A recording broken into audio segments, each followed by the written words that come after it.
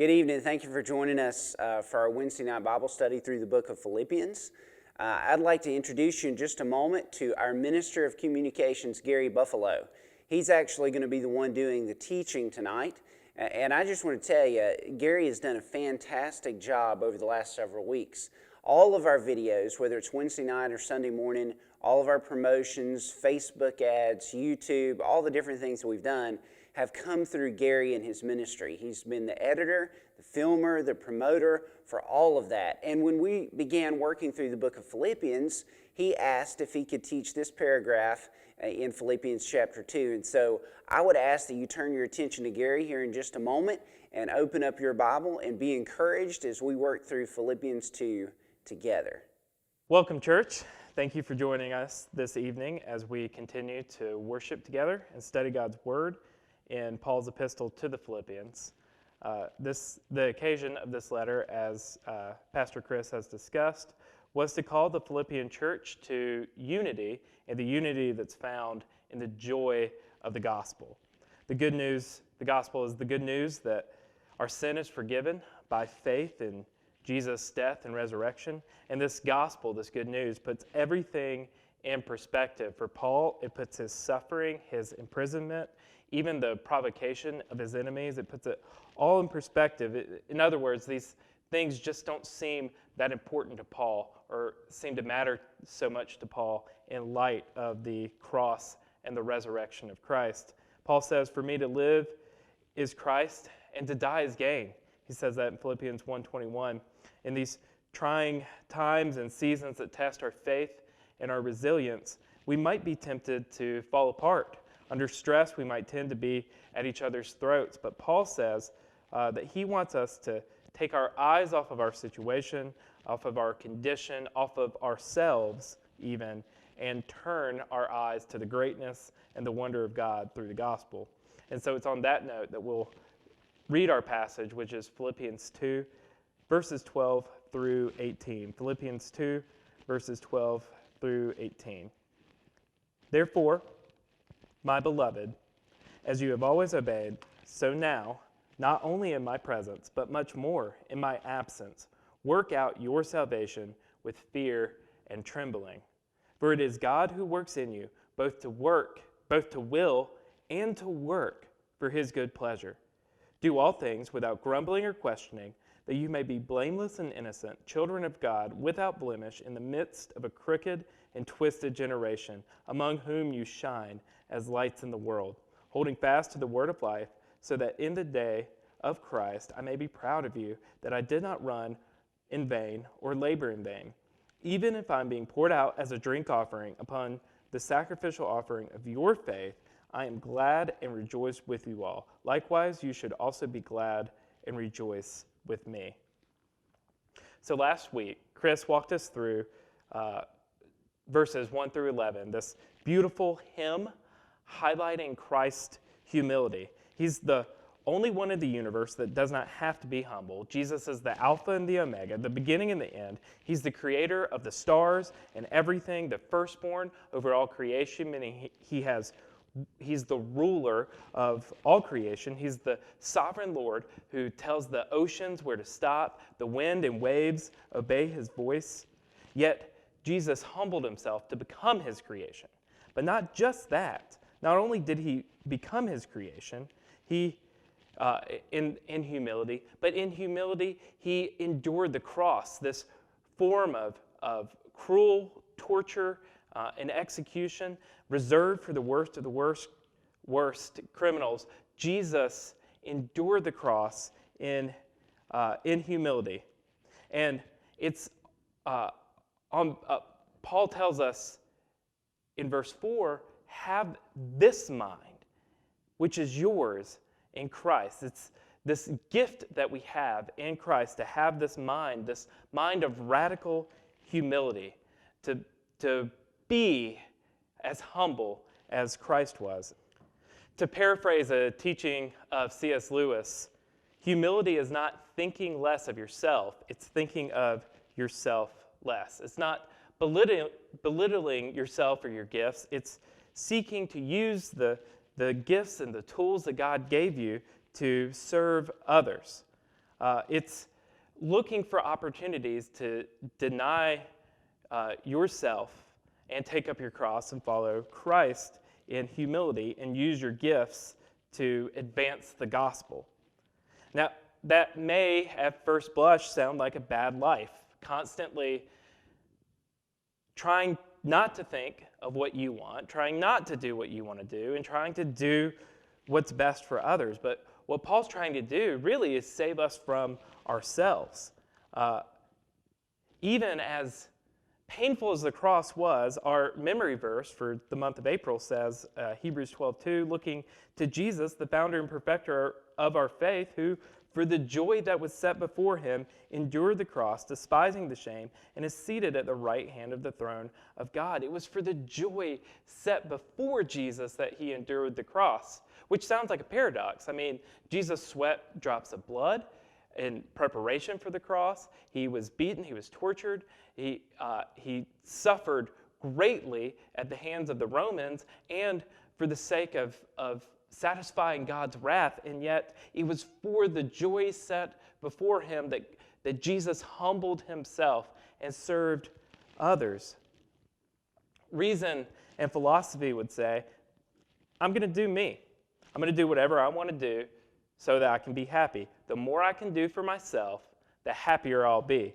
But the gospel says, the less I think of myself and the more I think of others, like Christ does, the happier I'll be. Christianity, at its core, is learning to decrease so that Christ can increase in us. And it's on this paradox of this joy and humility, of this happiness and pain, that we find our text and that will govern our understanding of this text. And we'll look at verses 12 through 18 in three parts. We'll see that we're first to exercise our salvation. We'll see that we're to exercise our salvation with fear and trembling, and that we're to exercise our salvation in view of the coming of Christ.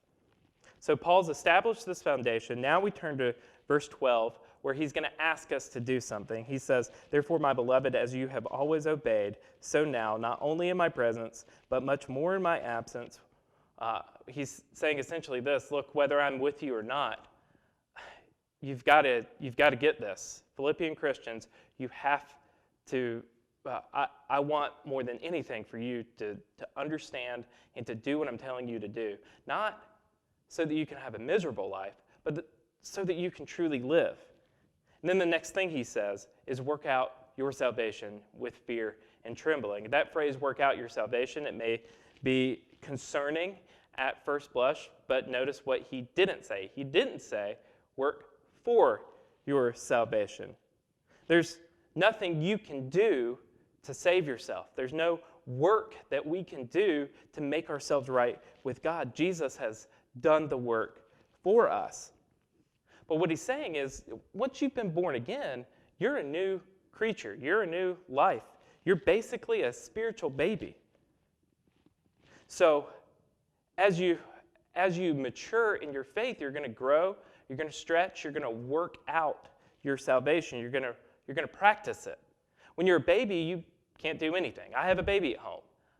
They can't feed themselves, they can't clothe themselves, they can't do anything. And when they try to do things for themselves, when they try to feed themselves, it looks like they buried their head in an explosion of pureed green beans. It's disgusting.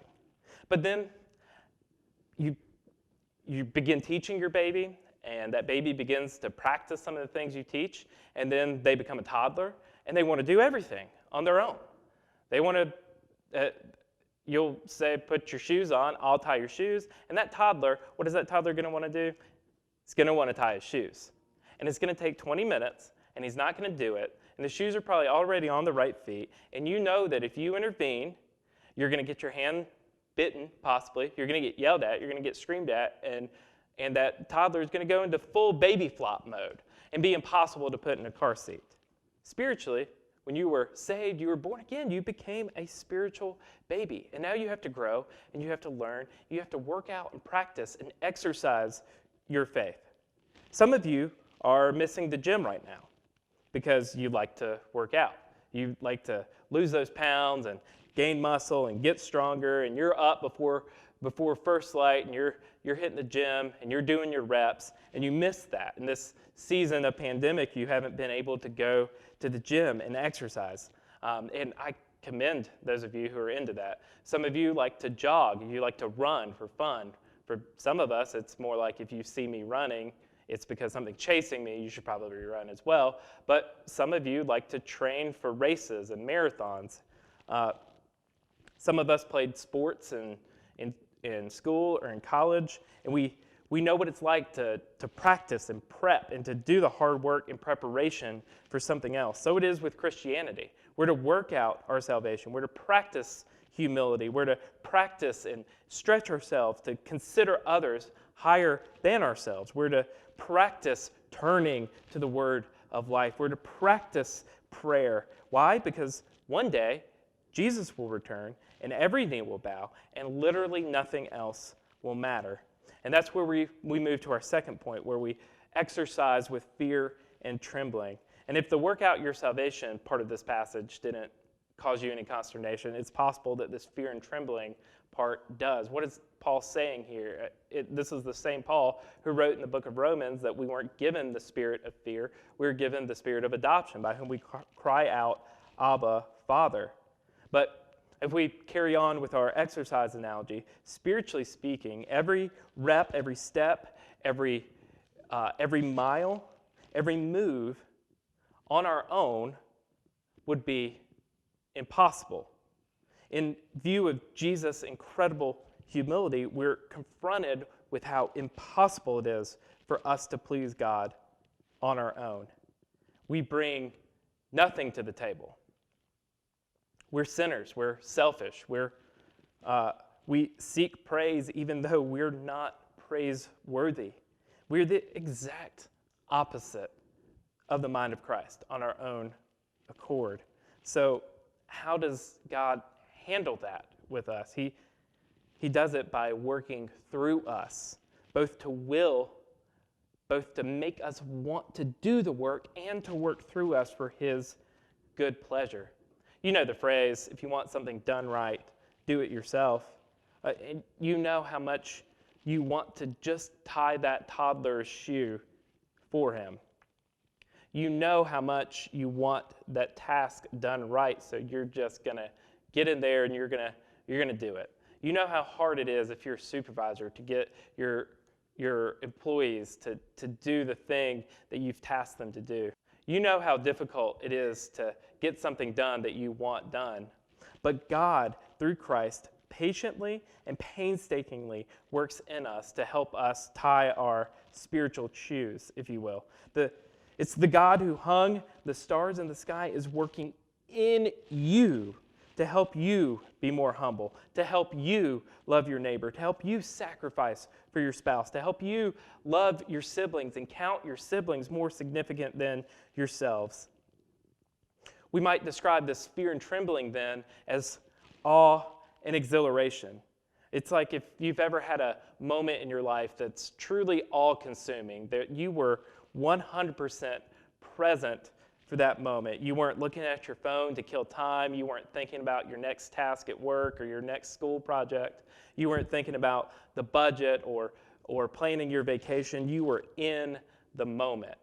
It may have been standing before the ocean and all its vastness, or maybe a view or a hike on the Blue Ridge Parkway, or maybe it was before a big basketball or soccer game in school, and you remember just standing there on the side of the field or in the hallway outside of the locker rooms, or if you were in a marching band, you were standing there holding your instrument, and you're completely, totally in the moment. Everything you've worked for is a big interview, a conversation with your boss for a promotion. Everything has come to this moment.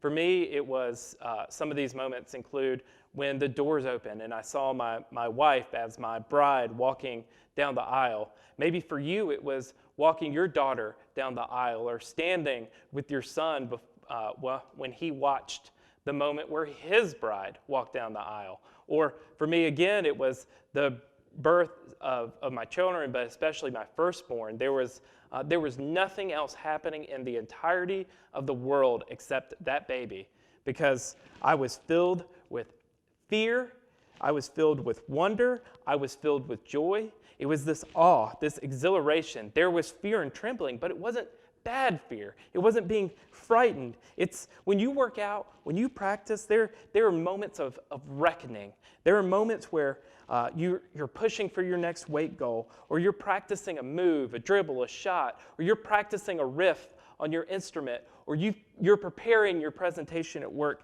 and you've worked and you strive, and you're trying to meet that next goal, and everything within you can feel the pressure, feel the moment, it's like when you come to the top of a roller coaster and it's been click, click, click, click with anticipation, and you're about to fall, and every part of you is in that moment. I think that this fear and trembling could be described as the awe and exhilaration of the moment that God works in us for the sake of the gospel. We're working and we're straining and we're fighting off our selfishness. And Paul says, because it's God who works in you both to will and to work for his good pleasure. The God who hung the stars, the one that has the highest name in the universe, that at that name every knee will bow and every tongue will confess.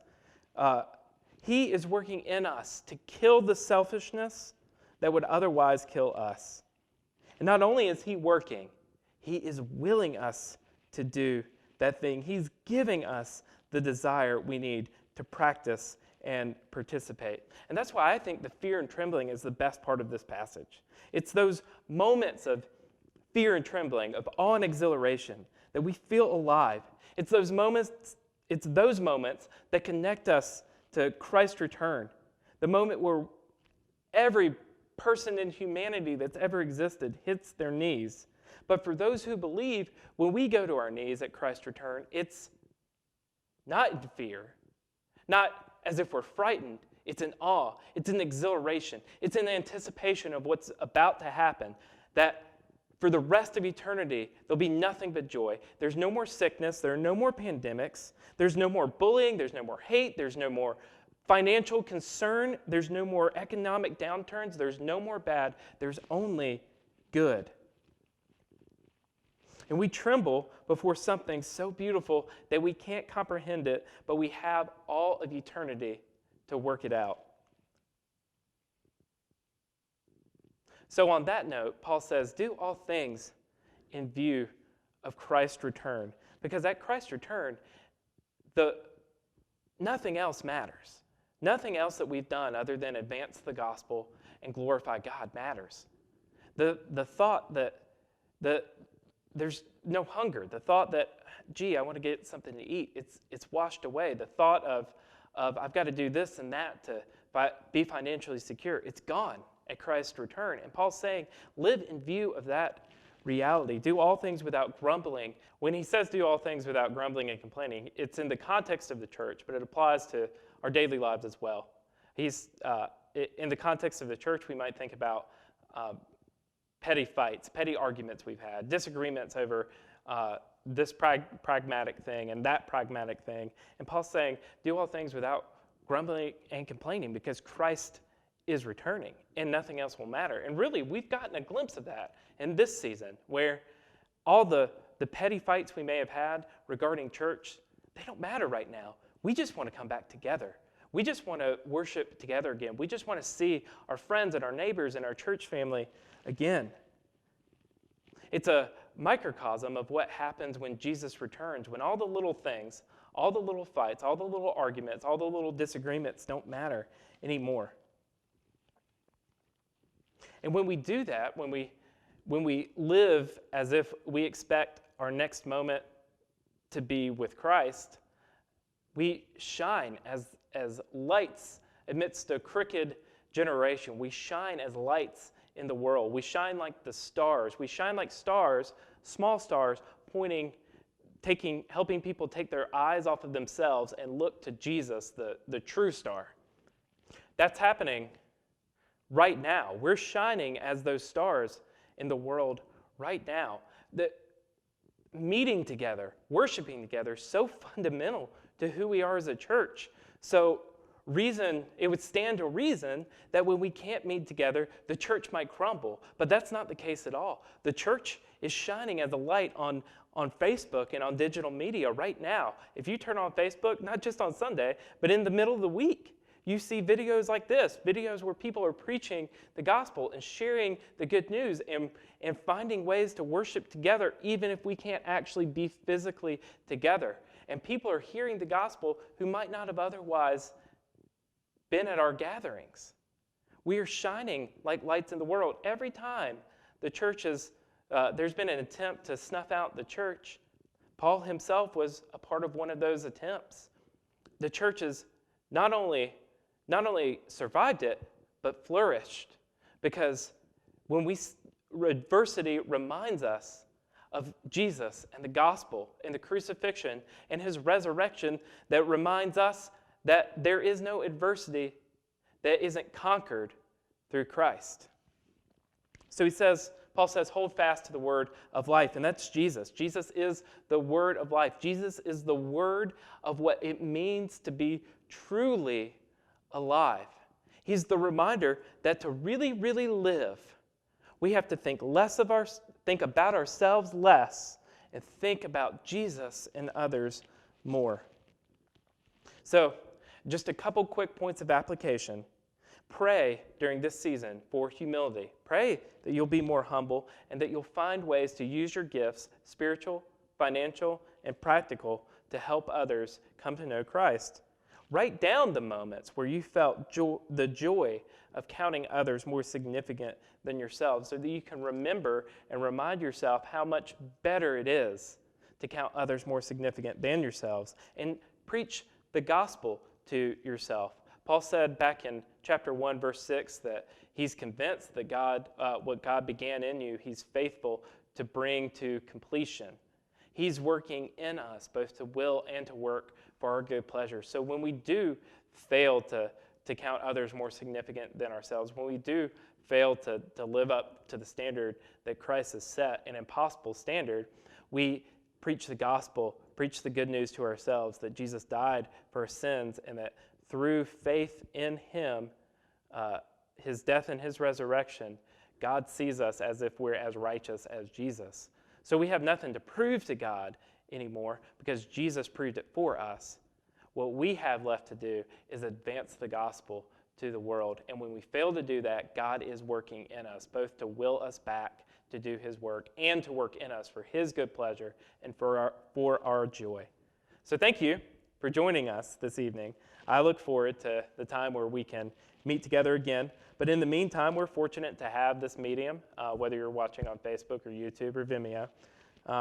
But soon, we'll see each other again, and soon we'll see Jesus face to face, and this worldwide, global, world-changing event will be a distant memory. But until then, join us tomorrow for the Thursday show, and more importantly, Sunday morning as we continue to worship online. Thanks so much.